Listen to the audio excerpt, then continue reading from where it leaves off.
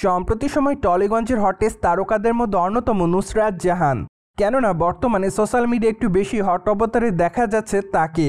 তাই তো বলাই বাহুল্য যে সর্বদাই লাইমলাইটে থাকছেন টলিগঞ্জের এই সুন্দরী তারকা। সেই ধারাবাহিকতায় সম্প্রতি আবারও খবরের লাইমলাইটে এসেছেন এই নায়িকা।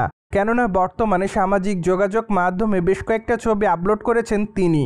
তাছাড়া তার প্রকাশ করা ছবিতে দেখা যাচ্ছে সম্পূর্ণ পিঙ্ক কালারের শাড়িতে তাকে, পাশাপাশি খোলামেলা চুলে হালকা মেকআপে তাকে দেখতে বেশ সুন্দরী দেখাচ্ছে।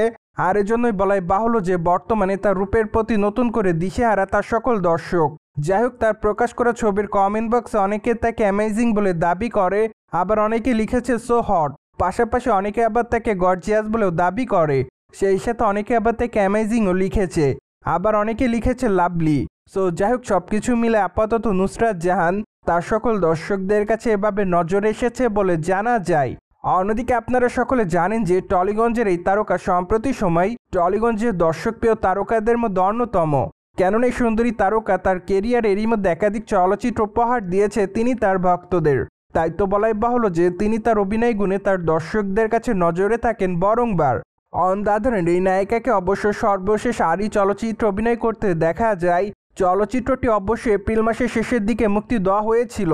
তাই তো বলাই বাহুল্য যে তাদের এই চলচ্চিত্রটি মুক্তি পাওয়ার পর তাদের দর্শকদের কাছ থেকে বেশ ভালো প্রতিক্রিয়া পেয়েছিলেন তারা। কেননা ফ্যামিলি ঘরানার এই চলচ্চিত্রটি সকল দর্শকদের কাছে নজর কাড়ে। তাছাড়া চলচ্চিত্রটিতে ইয়াশ দাশগুপ্তার বিপরীত অভিনয় করেছিলেন এই সুন্দরী নায়িকা।